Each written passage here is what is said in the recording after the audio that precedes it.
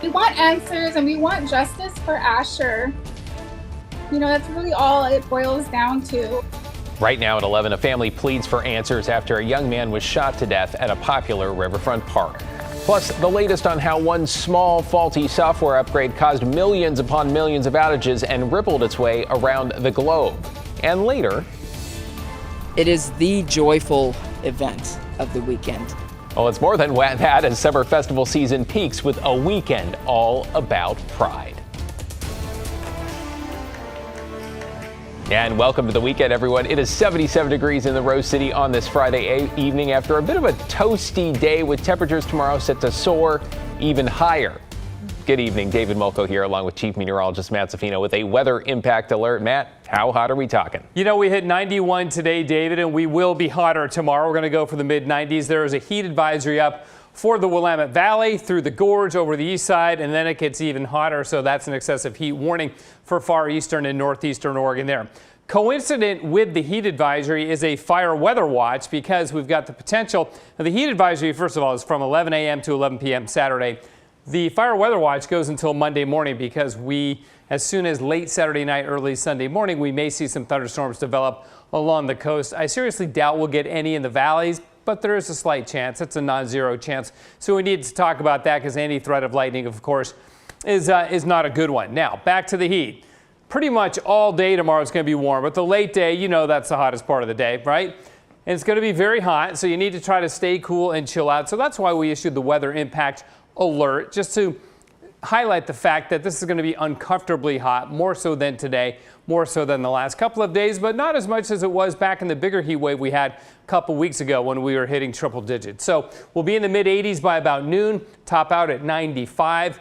The good news is this is the last time we're going to see 90s, I think, for a while, like for hopefully at least a week. So again, one more hot day and then things are really going to improve. We'll talk more about that. And then the smoke from wildfires covering much of the state. It's going to make a visit to the Portland area over the weekend. We'll hit on that in a bit, David. All right. Thank you, Matt. See you in a few here.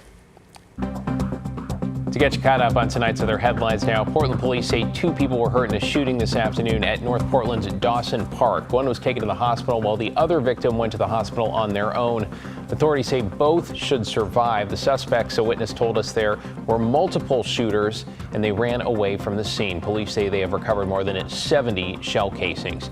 In Northeast Portland, a man faces several charges after a standoff in the Cully neighborhood that started with a report around 9:30 this morning of a person firing shots. Police say 29-year-old David Peer III fired shots, barricaded himself in an apartment, threw furniture out the window, and then continued shooting. Then, before 12:30, more gunfire, followed by a fire in that unit. Officers deployed gas and were able to arrest Peer. Police say they seized 2 rifles and 3 handguns. It does not appear anyone was injured. And police say a report about a stolen car led them to arrest a man with active warrants and seize 3 illegal guns. The SUV was reported stolen from a Wilsonville driveway on Tuesday, and police say they used LoJack to track it to Portland. Officers used spike strips and the driver abandoned the vehicle near Glenwood Park. Police caught up with the suspect, 23-year-old Ahmed Kasim, with the help of a canine. He faces charges that include vehicle and firearm theft. Well, we also have an update tonight on a deadly shooting last Friday in the Selwood neighborhood, with the family of the victim, 20-year-old Asher Mendez, calling for justice as police search for suspects and a motive. Officers were called to Selwood Waterfront Park just after 11 1 week ago tonight. That is where they found Mendez's body. A medical examiner confirming he died from a gunshot wound. His family telling us he'd just become a father in February. His life mattered and he mattered, and there's nothing that's bad enough to take somebody's life like that. And we're just really wanting people to kind of try to feel how, just a little bit of how we're feeling navigating this loss. Mendez's family is planning a memorial for him next Saturday. They're hoping anyone who knows something about his death, again 1 week ago in Selwood Park, will come forward.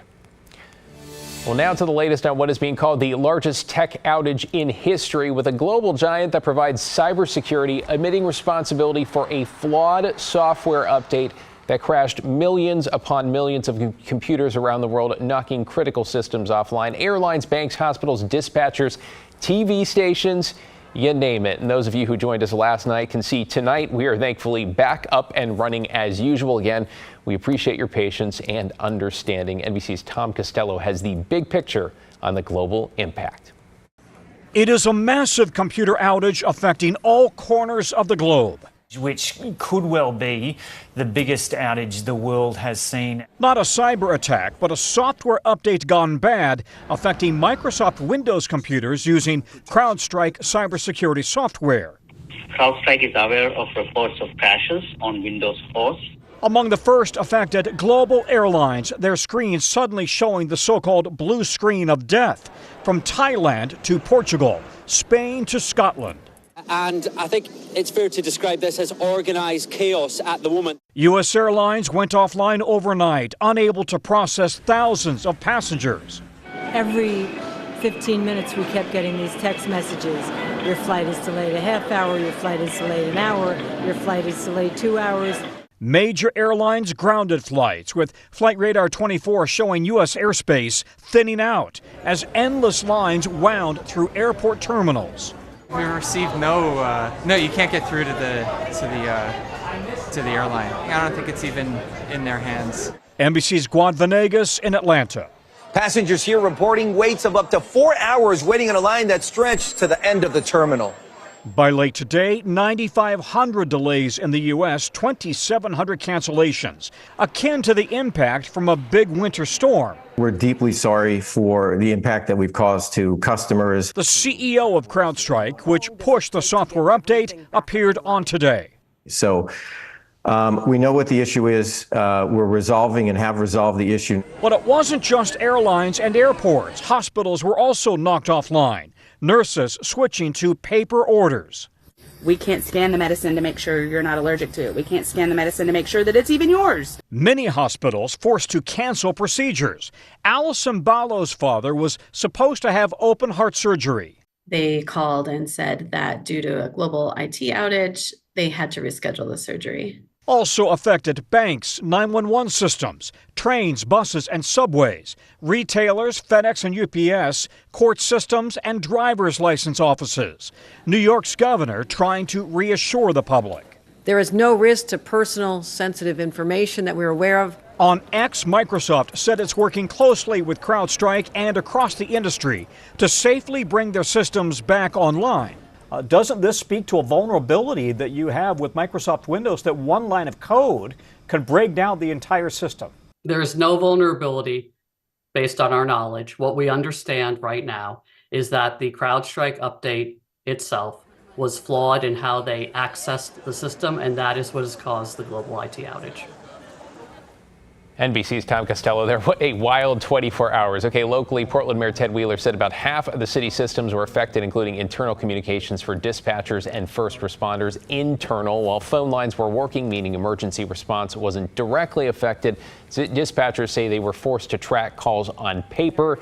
In Washington County, deputies tell us they went old school, listening to their radios. Stay with KGW for continuing coverage of the CrowdStrike fallout as businesses around the world work to get back up and running. Look for the latest here on air, KGW.com, on our app, and of course, social media pages. Well, straight ahead on this Friday night, an update on the major wildfires burning across the state and a new threat that's on the horizon. Plus, a familiar face takes the helm at the Thorns as the team's owners seem to say, why change something when it's working?